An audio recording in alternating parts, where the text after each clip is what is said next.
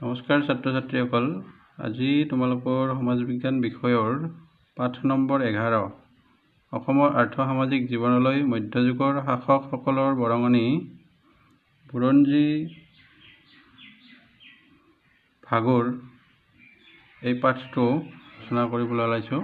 তোমালোকে মোৰ চেনেলটো ছাবস্ক্ৰাইব কৰিবা আৰু কাষত থকা বেল আইকনটো বজাই দিবা, তেতিয়া তোমালোকৰ ভিডিঅ'বিলাক নটিফিকেশ্যনত গৈ থাকিব আৰু পিছতো তোমালোকে চাব পাৰিবা।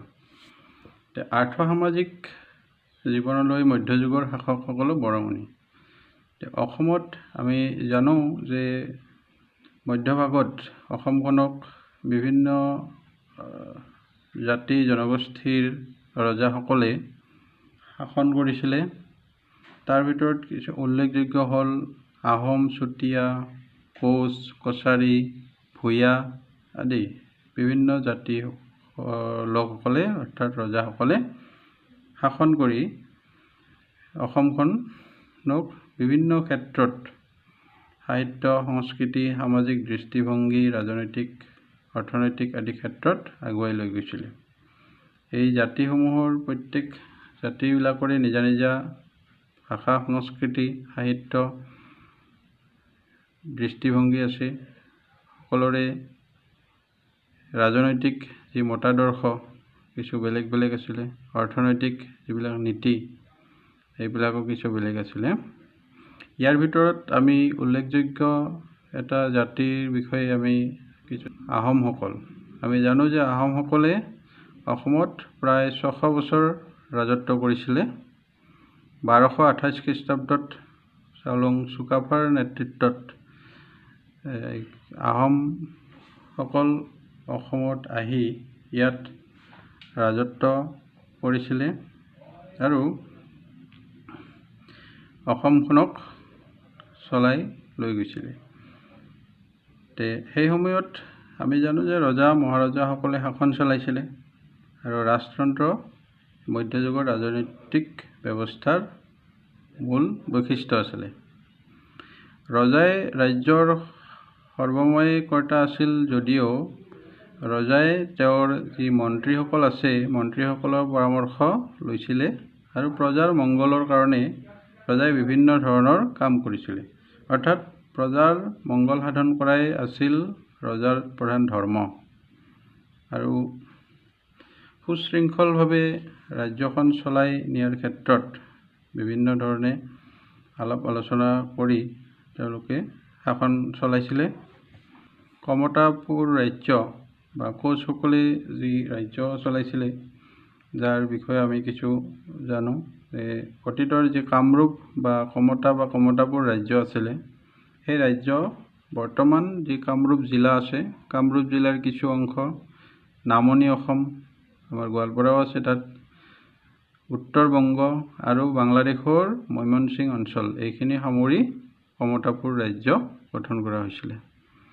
কমতাপুৰ ৰাজ্য কোচসকলে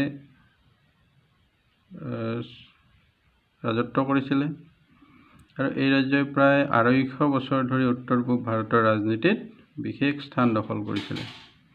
আৰু এইবিলাক যে আমাৰ আহোম ৰাজ্য, কমতাপুৰ ৰাজ্য, এইবিলাক যে ইমান বছৰ ধৰি একাদিক্ৰমে শাসন চলাইছিলে, গতিকে আমি ইয়াৰ পৰা এটা কথা গম পাওঁ যে সেই সময়ত শাসন চলাৰ যি কৌশল আছিলে, সেই কৌশল যথেষ্ট কি আছিলে, হয়তো এটা সুশৃংখল বা সুশৃংখলিত আৰু প্ৰজাৰ মংগলৰ কাৰণে ৰজাসকলে বিভিন্ন ধৰণে কাম কৰিছিলে। সেইকাৰণে ইমান দীঘলীয়া সময় ৰাজত্ব কৰিব পাৰিছিলে। তাৰ পিছত আমি 12 ভূঞাসকলৰ কথা আমি পাওঁ।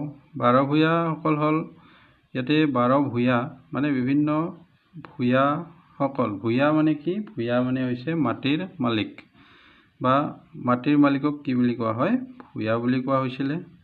গতিকে চুতীয়া আৰু কছাৰী ৰাজ্যৰ পশ্চিম ফালে আৰু ব্ৰহ্মপুত্ৰৰ উত্তৰ আৰু দক্ষিণ ফালে কিছুমান সৰু সৰু ৰাজ্য আছিলে আৰু সেই ৰাজ্যসমূহ ভূঞাসকলে নিজে চলাইছিলে আৰু সেইকাৰণে সেই ৰাজ্যসমূহৰ শাসকসকলক 12 ভূঞা বুলি কোৱা হয়।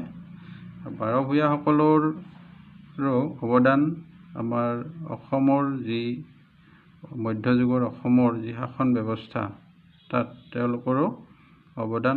12 ভূঞাসকলৰ বিচাৰালয়ক কাৰখানা বোলা হৈছিলে। উজনিৰ অসমত চুতীয়াসকলৰো কিছু শাসন ব্যৱস্থা, অৰ্থাৎ চুতীয়াসকলেও কিছু শাসন চলাইছিলে। এনেকৈ মধ্যযুগত বিভিন্ন জাতিৰ লোকে বিভিন্ন ঠাইত সৰু বা ডাঙৰ ৰাজ্য স্থাপন কৰি তেওঁলোকে ৰাজত্ব কৰিছিলে। গতিকে ইয়াৰ ভিতৰত আমি আহোমসকলৰ যি শাসন ব্যৱস্থা, সেই শাসন ব্যৱস্থাত মধ্যযুগৰ যি শাসন ব্যৱস্থাসমূহ আছিলে তাৰে ভিতৰত সৰ্বকৃষ্ট শাসন ব্যৱস্থা বুলি আমি ক'ব পাৰোঁ।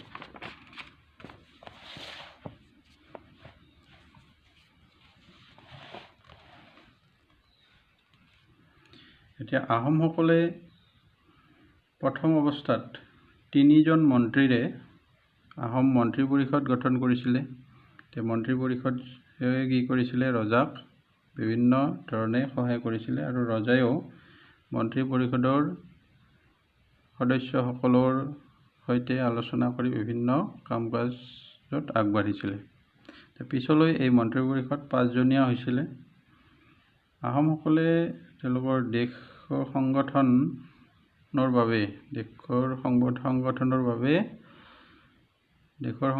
বাবে তেওঁলোকে কিছুমান ব্যৱস্থা লৈছিলে। তাৰ ভিতৰত আছে এতিয়া পাইক প্ৰথা, খেল ব্যৱস্থা আৰু পছা প্ৰথা। এতিয়া পাইক প্ৰথা কি? পাইক প্ৰথা হৈছে কিছুমান এনেধৰণৰ মানুহক পাইক হিচাপে তেওঁলোকে অন্তৰ্ভুক্ত কৰিছিলে। তেওঁলোকে যেতিয়া দেশৰ সুৰক্ষাৰ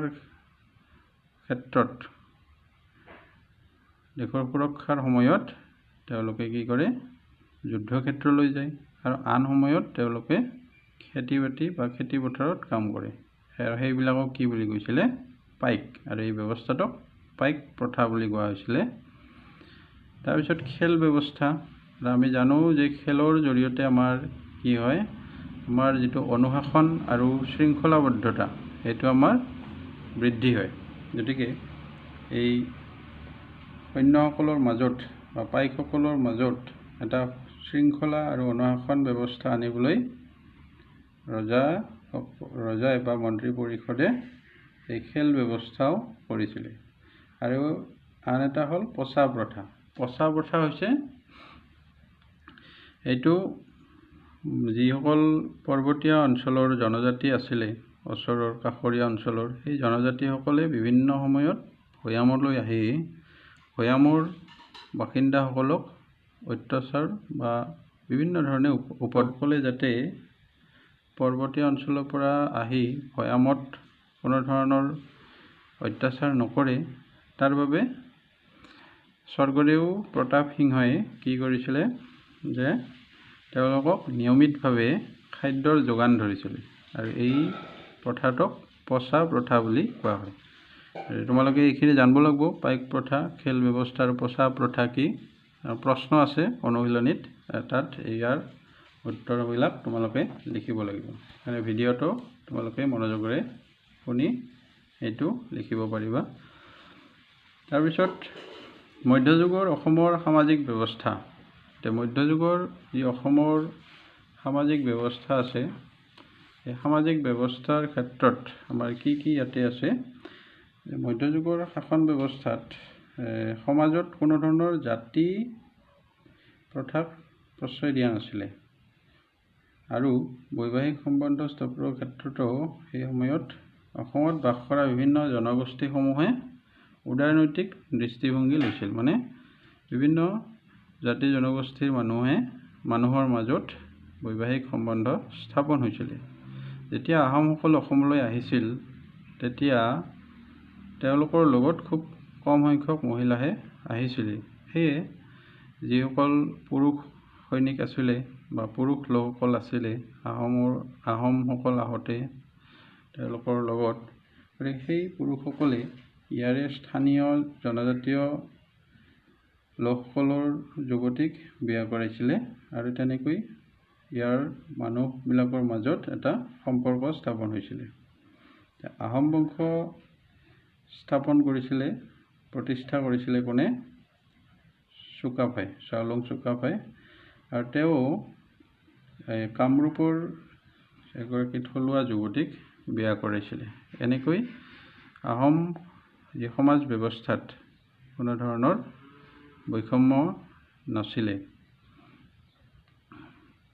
তাৰপিছত সেই সময়ত মধ্যযুগৰ সময়খিনিত এটা বৈশিষ্ট্য হৈছে যে মহিলাৰ স্থান সেই সময়ত খুব উচ্চ আছিলে, যথেষ্ট সন্মান কৰিছিলে মহিলাসকলক।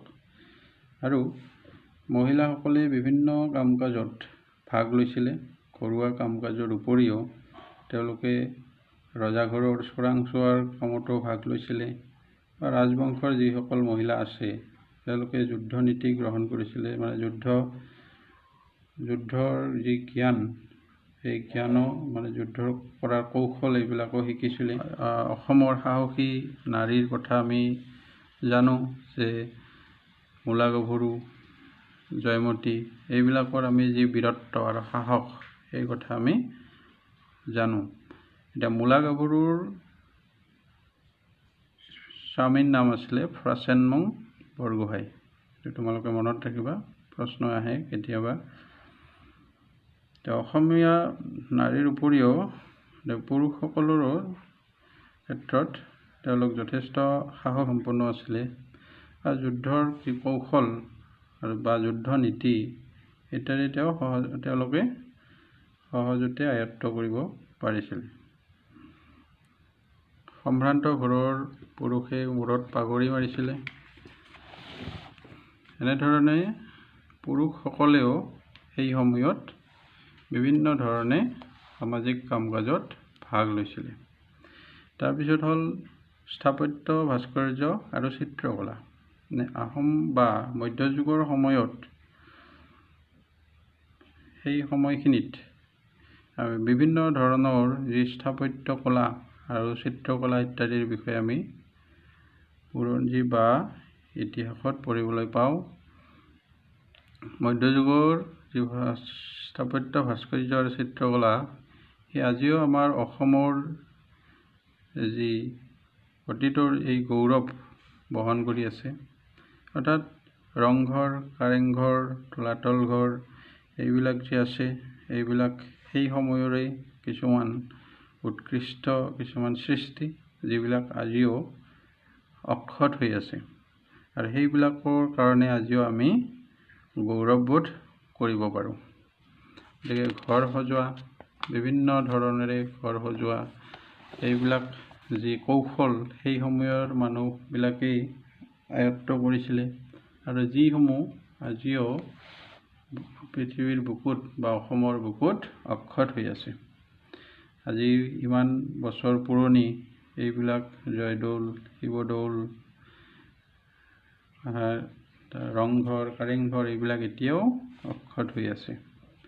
গতিকে এইবিলাকৰ যি সৃষ্টি বা কেনেকৈ নিৰ্মাণ কৰিছিলে সেইবিলাকো অধ্যয়নৰ একোটা বিষয়। ঠিক তেনেদৰে আহোমসকলৰ উপৰিও কছাৰীসকলেও স্থাপত্য ভাস্কৰ্যৰ ক্ষেত্ৰত উল্লেখনীয় অৱদান আগবঢ়াইছিলে। অসমত কছাৰীসকলেই প্ৰথম ইটাৰ ব্যৱহাৰ কৰিছিলে। এইটো তোমালোকে মনত ৰাখিবা যে ইটাৰ ব্যৱহাৰ অসমত প্ৰথম কোনে কৰিছিলে? কছাৰীসকলে। তেওঁলোকৰ যি সৃষ্টি, কছাৰীসকলৰ যি স্থাপত্য বিদ্যা, তাত বংগীয় মুছলমানসকলৰ স্থাপত্যৰ কিছু মিল থকা দেখা যায়। তাৰপিছত চুতীয়া আৰু কোচসকলৰো স্থাপত্য ভাস্কৰ্যলৈ যথেষ্ট অৰিহণা আছে।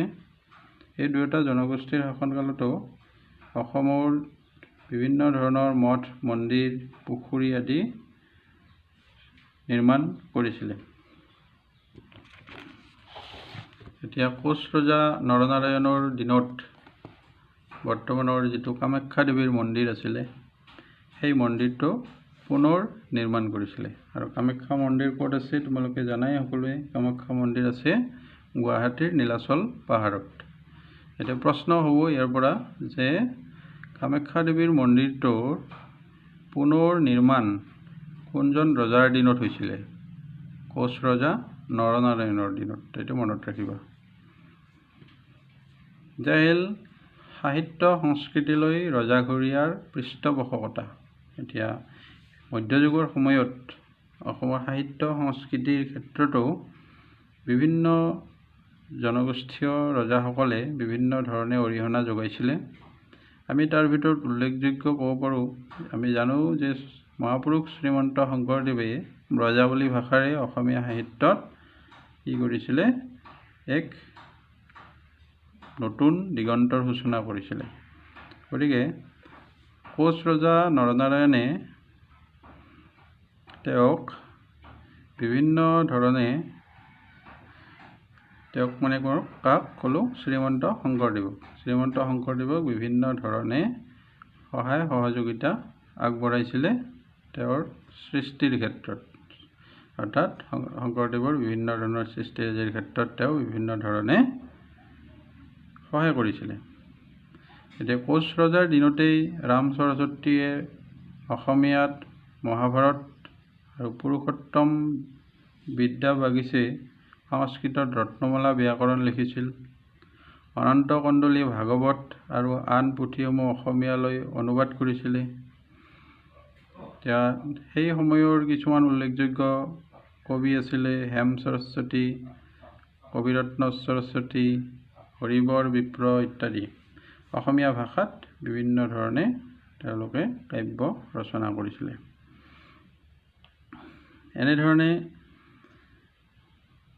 বিভিন্ন সময়ত যি জনগোষ্ঠীয় ৰজাসকল আছে তেওঁলোকেও সাহিত্য সংস্কৃতিলৈ অৱদান আগবঢ়োৱা যিসকল প্ৰবাদ প্ৰতিম পুৰুষ আছে আমাৰ কবিসকল বা বিভিন্ন কাব্য সাহিত্য ৰচনা কৰা ব্যক্তিসকলক বিভিন্ন ক্ষেত্ৰত সহায় সহযোগিতা কৰিছিলে। ইয়াতে হস্তি বিদ্যাৰ্ণৱ নামৰ এখন পুথি আছে। হস্তি বিদ্যাৰ্ণৱ পুথিখন ৰচনা কৰিছিলে সুকুমাৰ বৰকাইতে। আৰু এই পুথিখনত পশু চিকিৎসা সম্বন্ধীয় এখন অমূল্য গ্ৰন্থ বুলি কোৱা হয়। অৰ্থাৎ এই পুথিখনত পশু চিকিৎসাৰ বিভিন্ন ধৰণৰ দিহা পৰামৰ্শ উল্লেখ আছে। বিভিন্ন ধৰণৰ হাতী বা সিহঁতৰ স্বভাৱ আৰু বিভিন্ন বেমাৰৰ ঔষধ ইয়াত উল্লেখ আছে।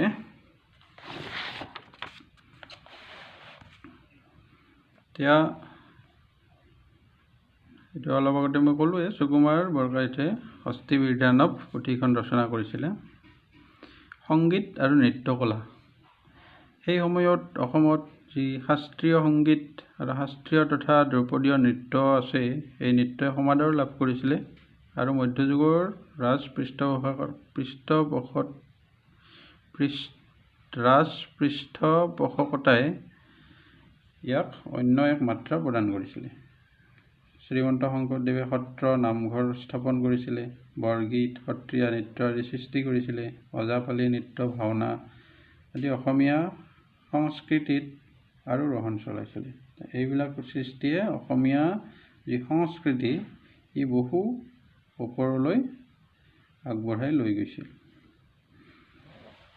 তাৰপিছত মধ্যযুগৰ অসমৰ অৰ্থনৈতিক অৱস্থা। যে মধ্যযুগৰ যি অসম আছিল সেই সময়ৰ যি অসমীয়া সমাজখন কৃষিভিত্তিক আছিলে। ঋতুভেদে আৰু ঠাইভেদে বিভিন্ন ধৰণৰ খেতি কৰা হৈছিলে। আৰু সেই সময়ত ধান খেতি আছিল প্ৰধান খেতি। ইয়াৰ উপৰিও সৰিয়হ, মাহজাতীয় শস্য, সৰিয়হ, মৰাপাট, কুঁহিয়াৰ, কপাহ, ফল মূল, শাক পাচলি আদি বিভিন্ন ধৰণৰ খেতি কৰা হৈছিলে। খেতি পথাৰত পানী যোগানৰ বাবে জলসিঞ্চনৰ ব্যৱস্থা আছিল। বাৰিষাৰ বানে যাতে খেতি নষ্ট কৰিব নোৱাৰে তাৰ বাবে ঠায়ে ঠায়ে নদীৰ পাৰত মথাউৰি দিয়া হৈছিলে। গতিকে এনেধৰণে ৰজাই বিভিন্ন কৃষকসকলকো কি কৰিছিলে সহায় সহযোগ কৰিছিলে। অকল খেতি বাতিয়ে নহয়, সেই সময়ত যি আমাৰ ক্ষুদ্ৰ আৰু কুটীৰ শিল্প, সেই শিল্পসমূহো কি কৰিছিলে বিভিন্ন ধৰণে আগবাঢ়ি গৈছিলে। বস্ত্ৰ শিল্পত চহকী আছিলে। ঘৰে ঘৰে তাঁতশাল, তাঁতত কাপোৰ বৈ সেই কাপোৰ বিক্ৰী কৰে, গতিকে সেইটোক বস্ত্ৰ শিল্প বুলি কোৱা হয়। আন কিছুমান শিল্পৰ ভিতৰত আছিলে ধাতু শিল্প, মৃৎ শিল্প, হাতী দাঁতৰ শিল্প ইত্যাদি প্ৰধান আছিলে। গতিকে আমি পাঠটোৰ পৰা গম পালোঁ যে যি মধ্যযুগৰ যিখিনি শাসন ব্যৱস্থা, এই শাসন ব্যৱস্থাত বিভিন্ন ধৰণৰ জনজাতীয় ৰজাসকলে বিভিন্ন ধৰণে অসমৰ অৰ্থনৈতিক, সামাজিক, সাংস্কৃতিক, ৰাজনৈতিক আদি সকলো দিশৰ উত্থান তথা বিকাশৰ ক্ষেত্ৰত যথেষ্ট অৰিহণা আগবঢ়াই গৈছে, আৰু যাৰ ফলস্বৰূপে আজি অসমখন এইবিলাক দিশত চহকী বুলি আমি গৌৰৱবোধ কৰিব পাৰোঁ। এইখিনি পাঠটোৰ মূল কথা আছিলে। তোমালোকে ঘৰত ভালকৈ পাঠটো পঢ়িবা, পঢ়িলে আকৌ বেছি বুজি পাবা আৰু ভিডিঅ'টো চাবা। আজিলৈ এইখিনি হ'ব। নমস্কাৰ।